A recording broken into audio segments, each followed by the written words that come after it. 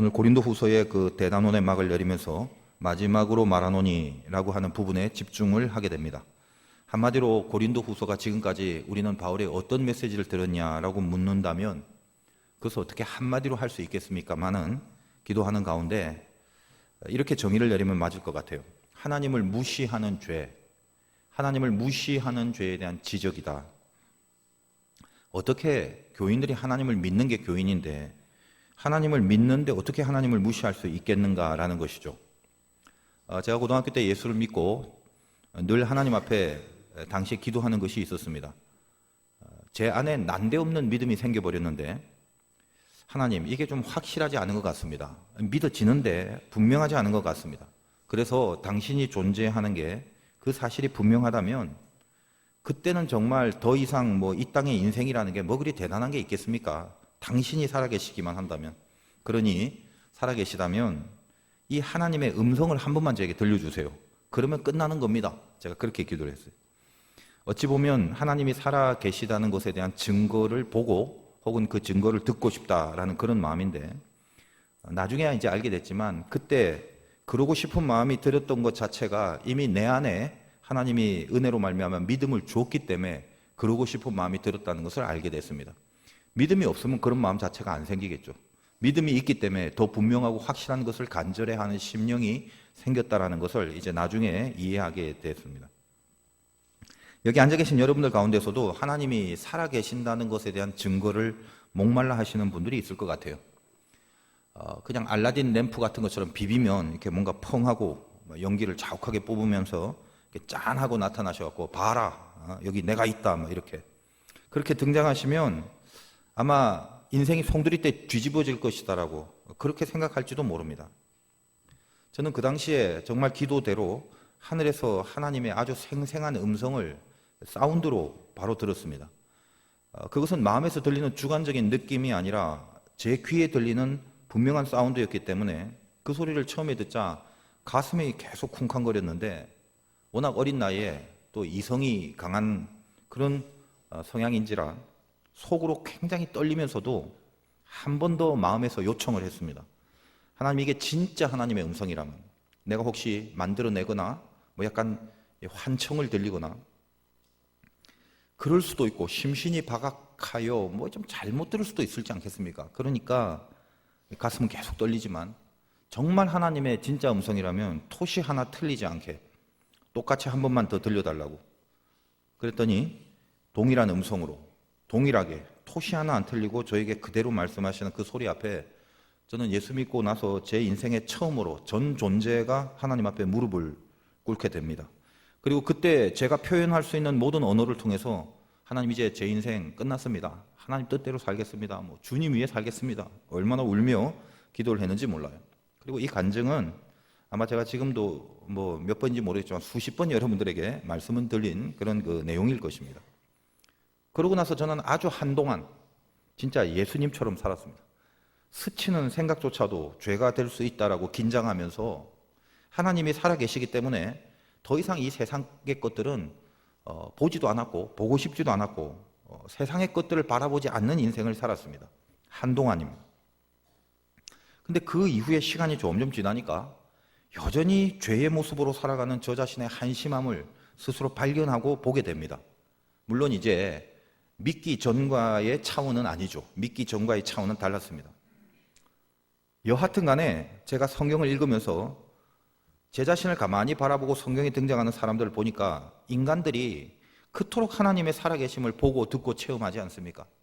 정말 말할 수 없는 기적의 현장을 현장 그 자리에서 묵도를 하고 그런 살아계심의 존재에 대한 증거를 얻는데도 어찌 그리 이 모양이냐라고 그 의아해했던 것들이 점점점 시간이 가면서 이해가 되기 시작합니다.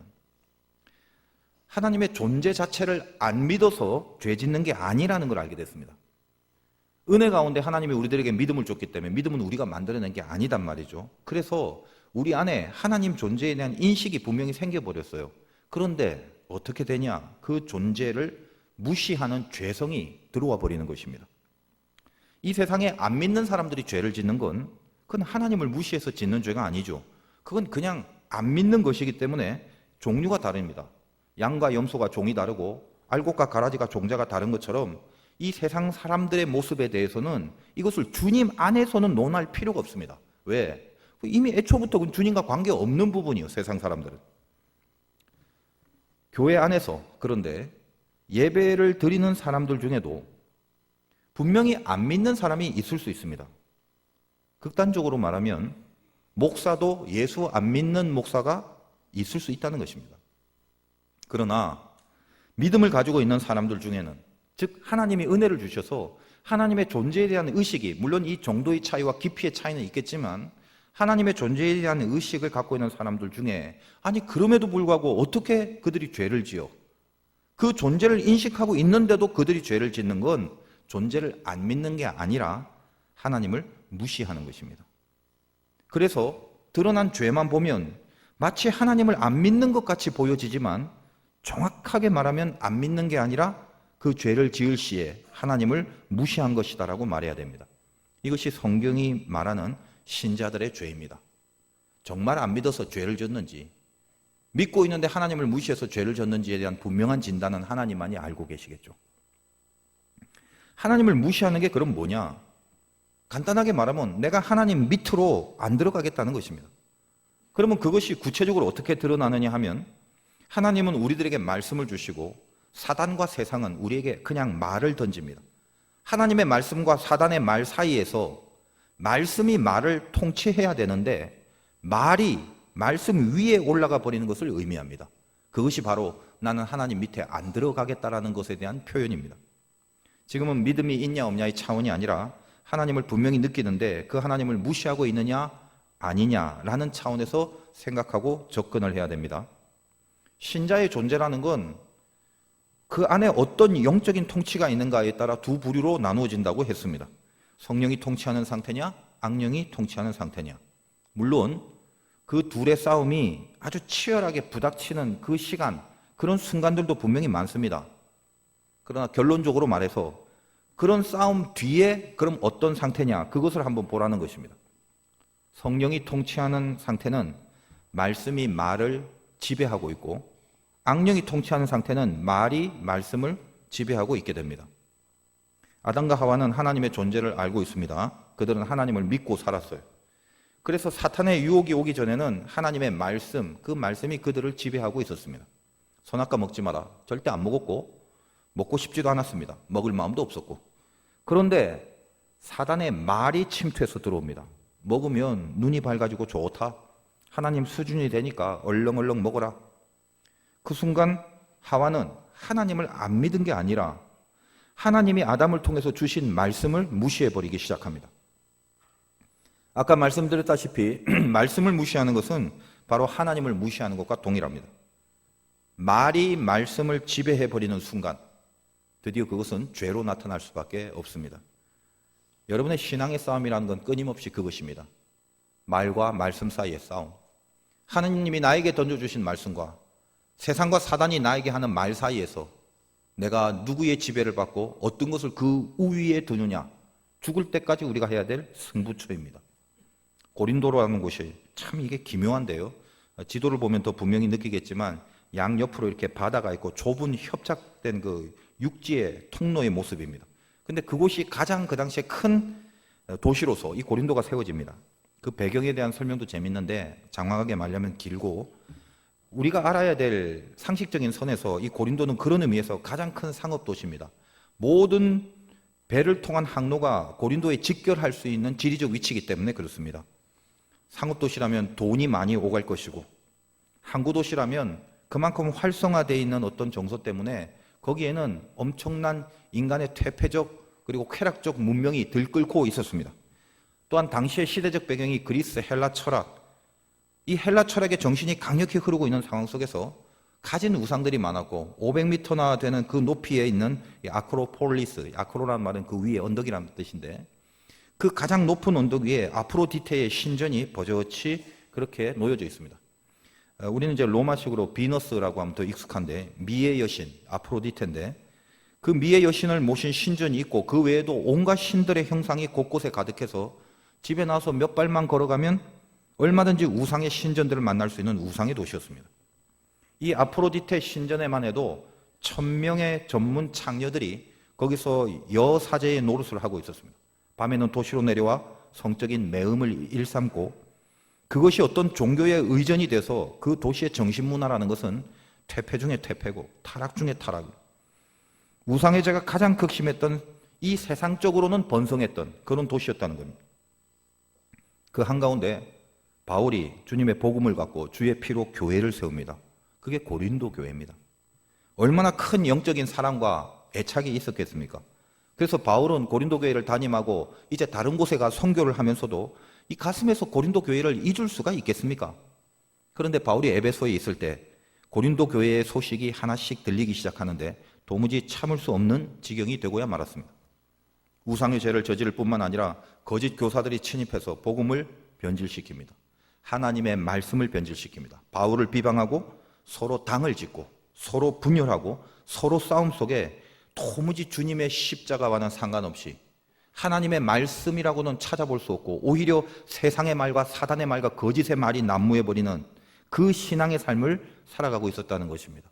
그런데도 신기한 게 은사가 나타나고 신령한 능력이 속출하고 초월적인 종교 현상들이 끊임없이 강력하게 드러나고 있었다는 것입니다.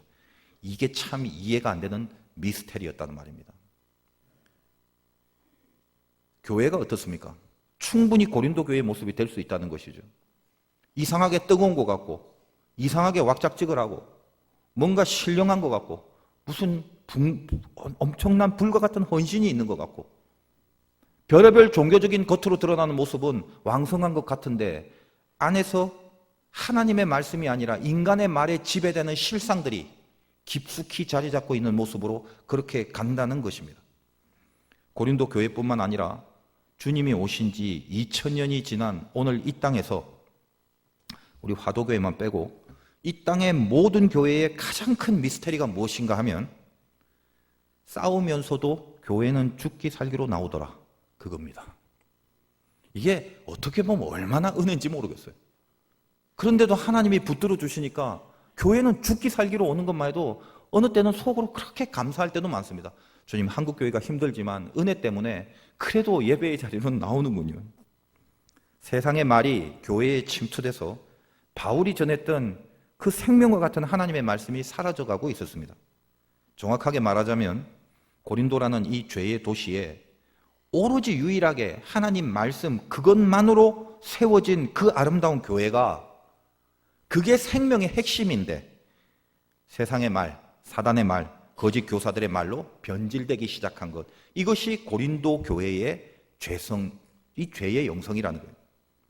예언하는 능력과 모든 비밀과 모든 철학과 지식이 있고 성경 말씀처럼 산을 옮길 만한 믿음의 모습들이 보여질지라도 소리나는 구리와 울리는 꽹과리 같은 말들이 범람하기 시작했습니다. 지금 제가 말씀드리는 것은 성경에 나와 있는 문구를 그대로 인용한 것입니다. 사랑해라 했지, 이게 하나님의 말씀이죠. 언제 싸우라고 했냐? 하나 되라고 했지. 언제 그렇게 니네끼리 이 당 저 당 이파 저파 되고 분열되라고 했냐? 오래 참고 온유하고 교만하지 말라고 그랬지. 시기하지 말고 자랑하지 말고 무례하게 굴지 말고 성내지 말라고 그랬잖냐? 언제 당짓고 다투고 분내고 수군거리고 거만과 혼란으로 살라고 했냐?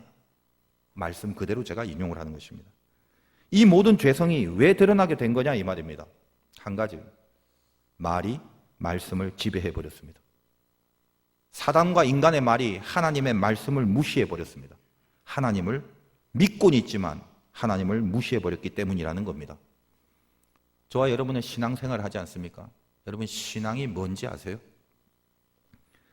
신앙이라는 건요, 능력으로 고통을 이기는 게 아니라 은혜로 죄를 이기는 게 신앙입니다. 하나님의 말씀으로 이 세상의 말과 사단의 말을 제압하지 못한다면 자기 말을 이루고 자기 뜻을 이루고 자기 바람과 자기 욕심을 이루기 위해서 당시 고린도에 미의 신인 아프로디테에게 가서 빌거나 태양의 신인 아폴로에게 빌거나 술의 신 바카스에 가서 비는 것과 하나님께 비는 것과 다를 게 하나도 없더라는 것입니다. 내 요구와 내 바람만, 그것만 이루어지길 위하여 하나님의 말씀은 무시해버리고 내 뜻과 내 욕심만 이루어지기 위하여 비나이다 비나이다 하는 것은 그 당신의 만연한 신전에서 섬기는 우상의 모습과 교회에서 하나님 앞에 하나님을 섬기는 모습과 별다른 차이가 없더라는 것입니다. 살다 보면 우리도 그럴 때가 있죠. 하나님 계신 건 내가 알겠는데 하나님이 나만 옳다고 좀 해줬으면 좋겠죠. 하나님이 내 욕심과 내 바람과 내 뜻대로만 내가 원하는 그 모습으로 고스란히 그렇게만 좀 이루어지게 해주셨으면 좋겠죠. 그러다 보니 어때요? 늘 하나님은 내 편에서 나에게 능력을 주시는 분으로만 있어야 되기 때문에 늘 저 인간은 나보다 나쁘고 늘 네가 잘못이고 늘 네가 틀렸고 내 스스로가 하나님의 말씀을 무시하는 건 호리만큼도 생각을 안 하고 살아가면서 내 말을 무시하는 다른 사람들을 전부 다 못된 사람이라고 그렇게 단정해버리고 살고 있지는 않습니까? 여러분, 오늘 하나님의 말씀을 고린도 전후서를 쭉 보면서 오래 참아본 적이 있으세요? 온유하려고 혹시 애써본 적이 있으십니까? 여러분이 믿음으로 살면서 속으로 한번 생각을 해보세요. 하나님의 말씀이 나의 말을 지배하기 위하여 이 선포된 하나님의 말씀 오래 참아본 적 있나요? 온유하려고 애써본 적이 있습니까? 자기의 유익을 구하지 않으려고 혹은 성내지 않으려고 그 어금니를 한번 지그시 깨물어 본 적이 있습니까? 저는 하나님이 우리에게 왜 어금니를 줬냐 하면요, 고기 씹을 때 쓰라고 하는 거 말고 참을 때 깨물라고 있는 거라고, 성낼 때 이갈라고 있는 게 아니라,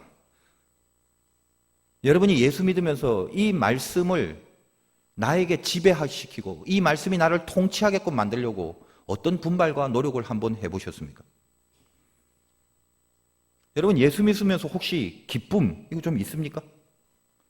기쁨의 사전적 정의는 자기 욕망이 이루어지는 만족감이라고 합니다. 지극히 동의가 되는 거죠. 그것은 세상의 기쁨이고 보통 사람들이 말 때 기쁘다 기쁘다 할 때 그겁니다. 뭐라고요? 내 욕망이 이루어지는 만족감, 그걸 느끼면 기쁨이 생기죠. 그래서 제가 가만 보면 우리가 하나님 안에서 기쁨이라는 말을 많이 하지만 기쁨을 언제 느끼냐 하면요, 하나님을 무시해버리고 말씀을 앞서버려서 하나님의 말씀이 이루어지는 게 아니라 내 말이 이루어지는 순간, 내 뜻이 이루어지는 순간, 거기서 기쁨이라는 걸 누리며 살아가는 게 대다수의 신자들의 기쁨이더라는 것입니다. 이러면 안 되죠. 물론 그 기쁨도 좋은 점은 있습니다만 그렇다면 세상의 기쁨과 우리 예수 믿는 사람들의 기쁨은 아무런 차이가 없습니다. 혹시 여러분이 이 세상 사람들이 느끼는 그 기쁨을, 그 동일한 차원에서의 기쁨을 얘가 예수 믿는다는 이유만으로 더 세고 더 많이 느끼려고 교회를 나온다면 첫 단추부터 그건 잘못 끼운 것이라고 보면 됩니다. 세상 기쁨이라는 건요, 가만히 분석해 보면 거의 다 하나님을 무시할 때만 느껴지는 내용들로 가득합니다. 고린도 후서의 바울의 이 마지막 메시지를 헬라어 원문으로 보면 5가지의 현재 시제 명령형으로 우리에게 요구하고 있습니다. 그중 첫째가 뭐냐면 11절입니다. 마지막으로 말하노니 형제들아, 첫째 기뻐하라, 둘째 온전하게 되라, 셋째 위로를 받아라, 넷째 마음을 같이 해라, 다섯째 평안해라, 이렇게 되어 있습니다. 원문으로는 5가지 명령형 문장으로 되어 있는데 기뻐하라로 시작해서 평안하라라는 것으로 마감합니다. 이게 뭐냐? 마지막으로 바울이 얘기한 내용입니다. 진짜 교회라면, 정말 예수 믿는다면 복음에 붙들린 사람들이 모여있는 교회의 내용이라는 것은 그 멤버들은 이것을 해야 된다는 거예요. 다시 기뻐하라로 시작하여 온전하고 위로받고 마음을 같이하고 평안한 것, 거기까지. 이 5가지의 주문이 가능하기 위해서 가장 근본적으로 필요한 조건이 뭐냐라고 했을 때 바로 앞에서 계속 고린도 전후서를 통해 다루었던 결론, 하나님의 말씀 앞에서 나의 말을 죽일 때에만 가능한 내용들이에요. 하나님을 무시하는 교회가 되어버리니까, 말씀이 말을 제압하지 못하고 말이 말씀을 압도해 버리니까 거기서 보여지는 교회가 어떻습니까? 기뻐하라 했는데 기쁨이 아니라 슬픔이 가득하고, 여러분 예를 들어 교회가 지금 고린도 교회 이야기인데 기쁨이 아니라 그냥 어둡고 슬픔이 가득하고 온전이 아니라 죄악이 가득하고 빈 곳이, 그것이 엉성한 것이, 그게 오히려 가득하고, 위로가 아니라 서로 비방하고 수군거리고 헐뜯는 것이 가득하고, 마음을 같이 하는 게 아니라 분열과 니파 네파라는 당파가 가득하고, 평안이 아니라 불안이 가득하게 되는 그런 교회가 될 수밖에 없는 것, 그것이 하나님을 무시하는 교회고 말이 말씀을 지배해버린 교회의 모습이라는 것입니다. 오늘 이 바울의 마지막 당부를 가슴에 새기기 바라요. 우리 기뻐해야 되고 온전해야 되고 위로를 받아야 되고 마음을 같이 해야 되고 평안해야 된다는 것입니다. 좀 더 생각을 해봅시다. 자, 이것이 바울의 명령인데, 명령이라는 게 군대도 아닌데 해라 그러면 그렇게 됩니까? 기뻐하라. 여러분, 그런다고 기뻐해지는가요? 이 5가지 명령의 첫 단계는 기뻐하랍니다. 그것부터 돼야 그 다음이 수순을 통해 연결이 됩니다. 저는 바울이 기뻐하라는 말을 굉장히 많이 했는데 성경의 말씀을 읽고 도대체 바울의 기쁨이 뭔지 굉장히 깊이 묵상을 해봤어요. 바울 서신의 아주 많은 부분에 바울은 기뻐하라는 말을 무지하게 많이 합니다. 항상 기뻐하라. 여러분 집에 가면 걸려있는 액자, 항상 기뻐하라. 그리고 내가 다시 말하노니 기뻐하라. 그리고 뭐라고 그래요? 너희 관용을 모든 사람에게 알게 하라. 이 관용이란 말이 톨레랑스, 참는단 말이에요. 내가 하고 싶은 말이 있는데 내가 하고 싶은 말과 뜻이 하나님의 말씀의 힘으로 억눌려질 때 생기는 게 톨레랑스, 관용이란 말이에요. 아, 바울이 왜 기뻐하는가? 이 관용이 있기 때문에. 다시 말해요, 바울은 자기가 관용하는 걸 기쁘게 여겼다는 거예요. 여러분, 바울이 기뻐하라고 수없이 말했던 그 순간에 바울이 어디 있냐면 감옥소에 있었다라고 말씀드렸죠. 바울 서신의 대부분은 다 옥중 서신이에요. 여러분이 감옥에 들어갔을 때 기뻐하라는 말을 할 수 있습니까? 제정신이라면 쉽지 않을 거예요. 바울은 그러나 가장 많은 부분에서 기뻐하라고 외칩니다. 그 기쁨은 세상에서, 감정에서, 조건에서, 환경에서 느끼는 순간 가변적인 그런 기쁨이 아니에요. 자기 욕망에 대한 만족을 통해서 느껴지는 감정의 기쁨이 아니라 이 깊은 관용, 다시 말하여 하나님의 말씀이 자기 안에 말을 지배하고 통제할 때 느껴지는 바로 그 기쁨을 바울은 성도들에게 제시하고 자기 스스로도 그 고백을 하고 있더라는 거예요.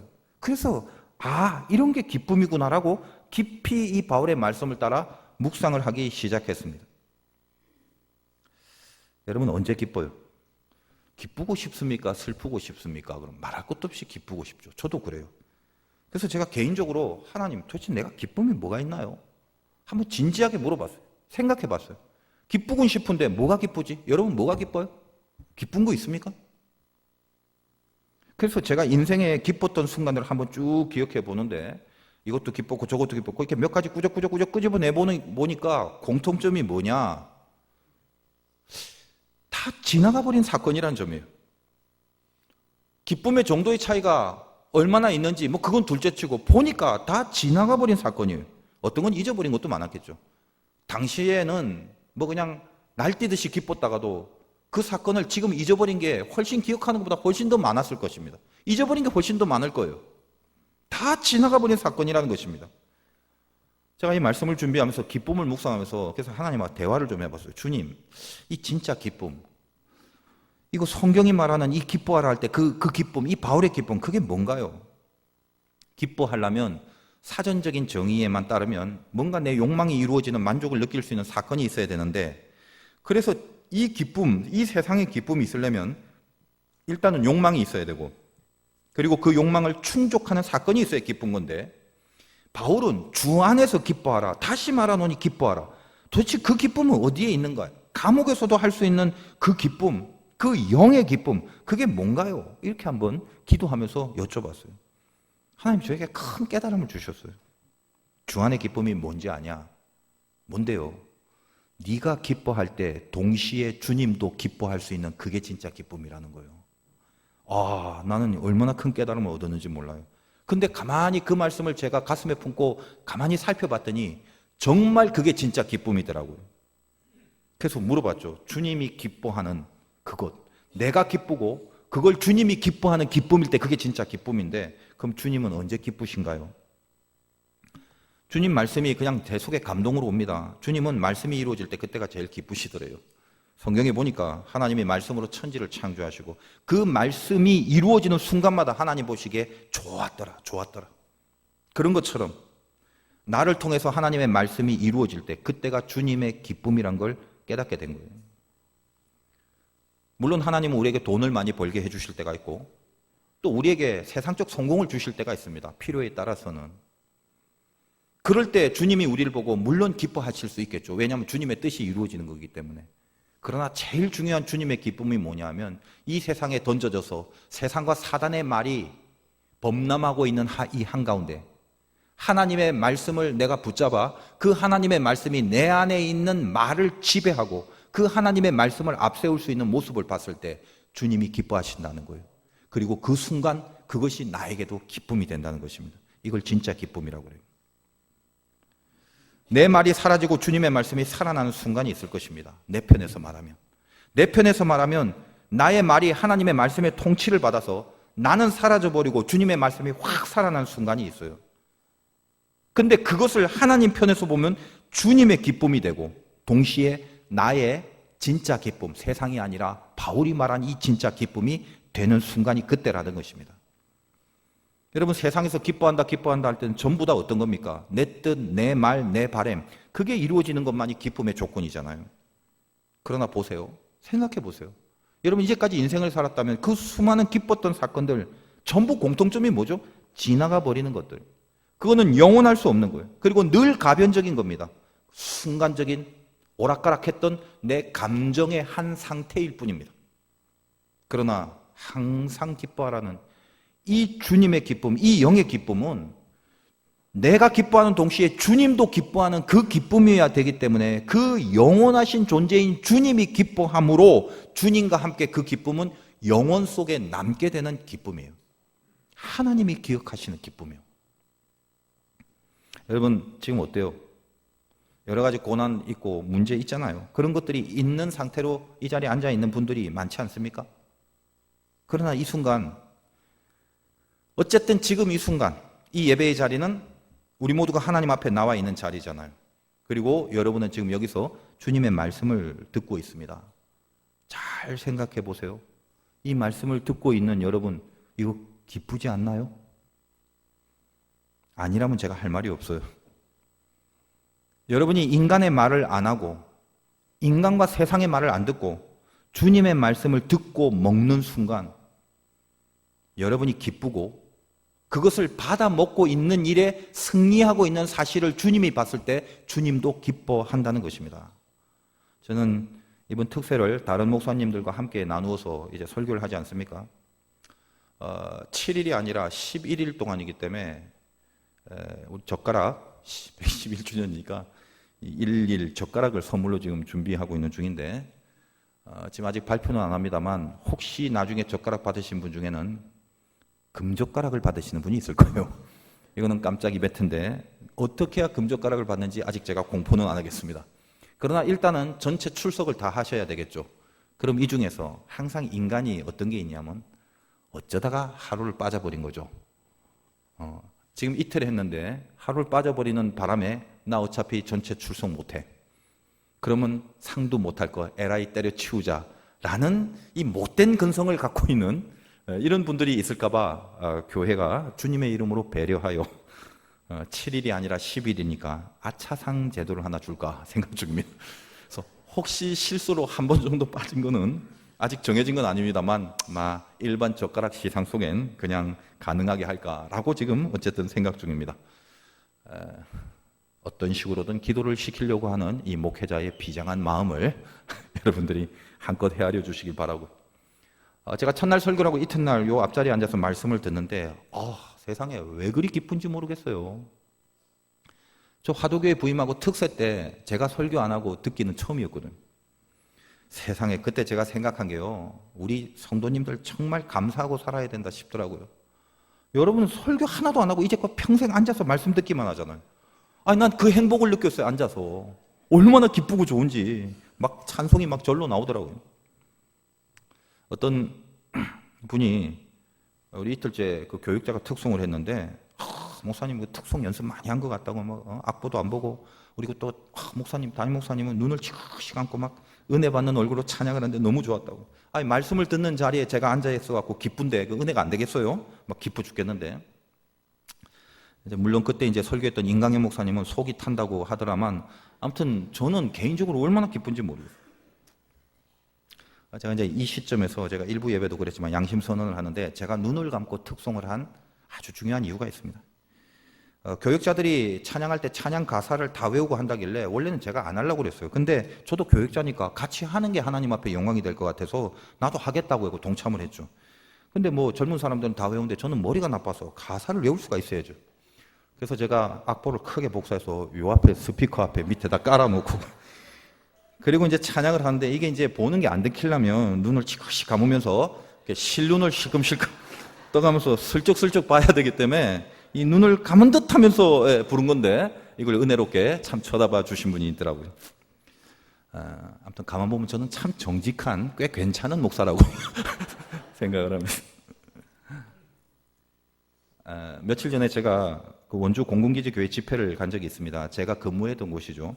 문막 휴게소에 들려서 커피를 한잔 했습니다. 저는 영동선을 타고 강원도 쪽으로 할 때 그 문막을 지날 때는 반드시 문막 휴게소에 들려서 항상 커피를 한잔 합니다. 왜냐하면 거기에는 잊을 수 없는 저의 간증이 있습니다. 제가 군목으로 근무하던 시절 서울에서 볼일 보고 새벽 1시쯤에 이제 새벽 기도가 있으니까 부대로 이제 들어가는데 그때 이제 제 차가 크레도스라고 거의 한 20만 정도 탔던 아주 오래된 낡은 차요. 엔진 빼고는 다 갈았던 차입니다. 트렁크 열쇠까지 갈았던 차니 얼마나 많이 다 그냥 바꿨죠. 엔진 빼고는. 근데 좀 젊다 보니까 그 당시만 해도 스피드를 좀 내면서 운전을 하고 있었는데 이 영동선이 이게 쭉 차도 없고 1차선, 2차선 쭉 이렇게 1차선으로 계속 갔죠. 근데 뒤에서 갑자기 차가 하나 딱 따라붙는데 당시 아주 유행했던 카렌서라는 차였습니다. 기억나신지 모르겠는데 그게 아마 LPG 뭐 가스용으로 나오면서 굉장히 그 유행했던 게서 막 주문이 나오기도 전에 세도했던 그런 차인데 그 카렌서가 제 뒤를 딱 붙어갖고 계속 쫓아오면서 하이빔을 이렇게 켜는 거예요. 비키라는 거죠. 물론 1차선은 빨리 달리는 거고 천천히 달리려면 2차선을 가야 맞습니다. 그런데 제 속력으로는 1차선을 충분히 능가하는 속도로 지금 달리고 있는데 계속 하이빔을 켜는 거죠. 그냥 옆으로 추월해서 가면 되는데 차도 없었는데 그래서 좀 기분이 별로 안 좋고 불쾌했는데 아무튼 간에 뭐 보니까 카렌 쏘고 새 차다 보니까 기분 좀 내나 보다 싶어서 그냥 양보해서 제가 2차선을 이렇게 옮겼습니다. 근데 이 차가 저를 따라 2차선을 옮기면서 또 하이빔을 켜는 거예요.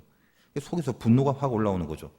근데 그때 이제 그러면 안 되는데 그때 이제 젊잖아요. 젊은 혈기에 이게 그 크레도스를 무시하냐. 크레도스라는 뜻 자체가 믿음, 신뢰라는 뜻이거든요. 제가 그 차를 참 좋아하는 이유 중에 하나입니다. 저는 차를요. 무슨 차가 얼마짜리냐 크냐 이게 중요한 게 아니라 차 이름이 중요해요. 차 이름이. 그래서 제가 요즘은 제일 좋아하는 차가 제너시스입니다. 왜냐하면 제너시스가요 창세기란 뜻이에요. 여러분 아세요? 그때는 크레도스란 차가 믿음이란 뜻이기 때문에 그게 참 좋았어요. 뭐 다 좀 낡고 오래됐지만은 그런데 이게 또 하이빔을 켜니까 이러면 안 되는데 싶어서 그냥 확 속력을 내서 달리는데 상당한 스피드였습니다. 지금 몇 킬로라고 제가 말씀은 못 드려요. 여러분 놀랄까 봐. 근데 그 차도 거의 비슷하게 추격을 해오고 있는 거예요. 너무 위험해진 거죠. 안 되겠다 싶어서 제가 1차선으로 옮겨줬어요. 가라고. 그랬더니 또 내 뒤를 따라서 또 1차선으로 오는 거죠. 이게 좀 완전히 이상한 사람 같다. 위험하다는 생각이 딱 들었습니다. 그래서 조금은 이제 오기가 발동해서 확실하게 속력을 더 내고 가는데 막 쫓아오는 거예요. 근데 어느 정도 가다가 이래선 진짜 안 되겠다. 그래서 양보를 하자 해서 제가 속도를 죽이고 2차선으로 가려고 1차선에서 2차선으로 이렇게 갔습니다. 쓸데없이 속도전 하지 말자고. 그때 이제 어릴 때요. 이해해 주세요. 그래서 2차선으로 옮겨가는데 또 2차선으로 확 쫓아오는 게 백미러로 보입니다. 이게 완전히 이상해요. 근데 바로 그 순간에 제가 잊지 못할 제 속에서 이 음성이 확 들리는 거예요. 저는 그 말씀을 천사가 해준 소리라고 지금도 생각하는데 본능적으로 틀으라는 말과 함께 핸들을 왼쪽으로 틀어서 급히 2차선에서 다시 1차선으로 변경하는 그 아주 찰나의 순간에 이 오른쪽 갓길에 엄청나게 큰 대형 컨테이너, 똑같은 컨테이너 3대가 나란히 서 있었고 그때 그 두 번째 컨테이너의 앞바퀴가 틀려지면서 도로로 확 진입을 해버리는 것입니다. 이거는 0.5초도 안 걸리는 그 순간이었어요. 그러니까 저는 틀으라는 말과 동시에 어차피 2차선으로 와서 양보하려고 2차선 왔기 때문에 1차선으로 갈 마음은 하나도 없었거든요.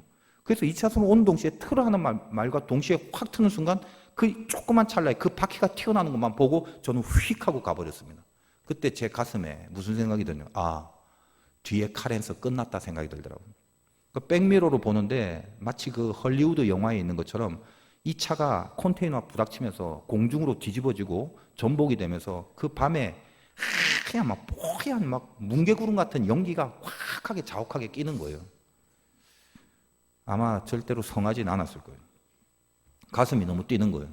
그래서 도로에서 차를 세워버렸어요. 그 장면을 보고. 그리고 마침 옆에 레카에 있는 운전사가 자고 있길래 제가 그 도로에서 내려서요. 레카 아저씨를 두드려서 저기 사고 났으니까 가시라고. 그래서 역주행을 해서 레카가 갔고 거기서 조금만 더 가면 문막 휴게소예요. 그래서 제가 문막 휴게소에서 내려서 커피를 한 잔 빼면서 가슴을 쿵닥쿵닥거리면서 그 도로를 계속 봤는데 한동안 차가 한 대도 지나가지 않았습니다. 왜냐하면 그 사고는 거의 도로가 차단이 된 거겠죠. 그때 그 틀으라고 하신 그 주님의 말씀이 만약에 없었다면 그 사고는 제가 당해야 될 사고였어요. 왜 하필 컨테이너가 그 시간에 그것도 세대 중에 아니 좀 쉬었다가 출발하려면 제일 앞차가 출발하거나 같은 종류 같은 사람들인데 제일 마지막 차가 출발하든가 그래야 되는데 왜 하필 그때 이 두 번째 차가 갑자기 나와 버렸는가 모르겠죠. 그러나 그 주님의 말씀이 나를 살려주신 걸 생각하면 거길 지날 때마다 이거 소름이 돋아요. 그래서 저는 늘 그 영동선 타고 강원도 가다 보면 그때 그 문막 휴게소 거기에 늘 들려서 그때 살려주신 주님의 말씀을 묵상하고 커피를 한 잔 먹고 그렇게 지냅니다. 이것은 그냥 여러분들에게 조금 저의 특별한 간증을 드리려고 하는 말씀이지만 이렇게 들려진 말씀은 굉장히 특별할 수도 있습니다. 위기의 상황에. 그러나 실은 그 특별한 순간의 말씀뿐만 아니라 여러분 가만히 생각해 보세요.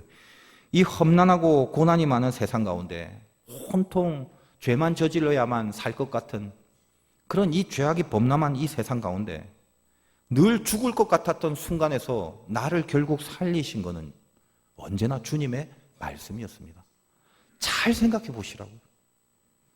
여러분 안 그래요? 가만히 생각해 보세요. 말씀을 듣고 그 말씀 때문에 내가 틀어지고 빗나가 버리고 마귀가 주는 생각과 마귀가 주는 감정에 빠져 있다가 이 말씀을 통하여 어떤 은혜의 각성이 생겨진 순간들, 바로 그 순간들이 나를 늘 살리고 있었던 거였다는 것입니다. 우리의 기쁨, 주 안에서의 기쁨, 세상과 다른 기쁨, 항상 해야 되는 기쁨, 오늘 바울의 마지막 5가지 명령의 첫 번째 단추인 기뻐하라는 그 기쁨, 그것이 바로 그것이다라는 것입니다. 하나님의 말씀이 말을 압도할 때 생겨지는 기쁨, 주님도 그걸 보고 같이 기뻐하는 그 기쁨, 그게 시작이라는 것입니다. 저는 늘 강대상에 설 때마다 여러분이 아실지 모르지만 정말 살 떨리는 전쟁의 마음으로 씁니다. 여기 누군가가 하나님의 말씀을 듣고 죽으려고 생각했다가 살아날 사람이 있다는 것입니다. 악한 영에 사로잡혀서 헤매고 있다가 깊은 낙담과 절망 속에서 살 소망이 다 없어진 마른 뼈 같은 사람이 있다 할지라도 선포된 주님의 말씀이 그들을 다시 살리신다는 그 소망과 그 기대와 그 확신을 가지고 여기에 서 있어야 됩니다. 주님 오늘도 살아나는 일들이 있게 하여 주옵소서. 말씀만 들어도 이것은 세상의 말이 아니라 하나님의 말씀이기 때문에 듣고 있을 때 병이 고침을 받게 하시고 안에 있던 어찌할 수 없는 이 귀신들이 혼비백산 떠나가게 하여 주시옵소서.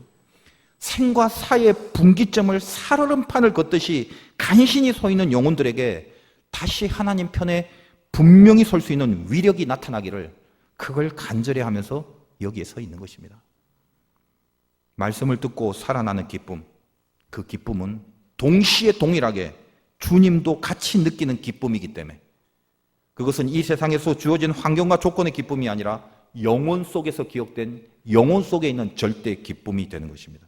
그래서 항상 기뻐하라.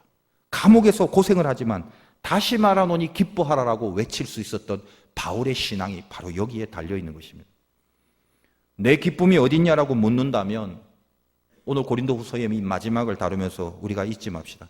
하나님의 자녀들은 하나님의 말씀을 듣고 그 말씀을 새기고 그 말씀이 나의 말과 사단의 말과 세상의 말을 제압해서 죄를 끊고 죄를 이기는 역사가 나타날 때 바로 그 기쁨은 세상에서 얻는 가벼운 기쁨이 아니라 주님도 동시에 기뻐하시는 영원한 절대의 기쁨이라는 거예요. 꽃은 시들 때도 있고 풀은 마를 때도 있지만 여호와의 말씀은 영원토록 우리와 함께 있다는 것입니다. 여러분, 어떤 상황 속에서도 말씀이 없는 상황은 없습니다. 이스라엘 백성들 보십시오. 메마른 광야에서 먹을 것도 없고 마실 물도 없었지만 하나님의 말씀은 항상 불기둥처럼 살아계셨습니다. 그 말씀에 기쁨이 있을 때 바울의 마지막 명령인 이 5가지 내용이 완성이 되는 것입니다. 기뻐하라.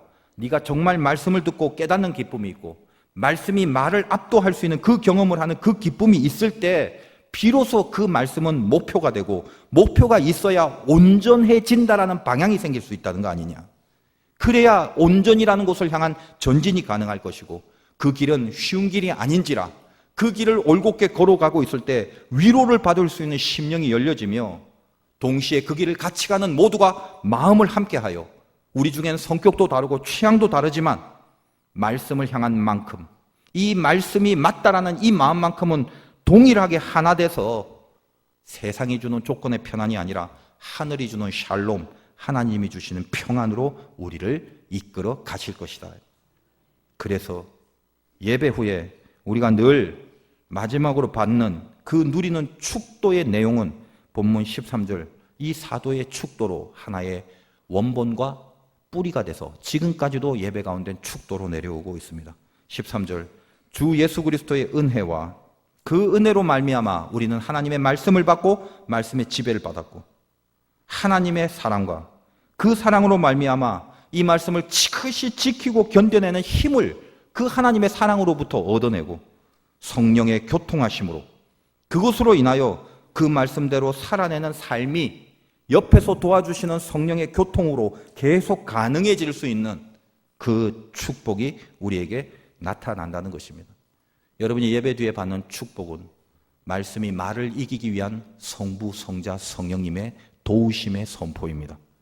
신앙의 지고한 경지인 샬롬, 하나님의 평안, 그 에이레네, 그 인생은 무엇이 기쁨인지를 알고 살아가는 그 시작에서 비롯됩니다.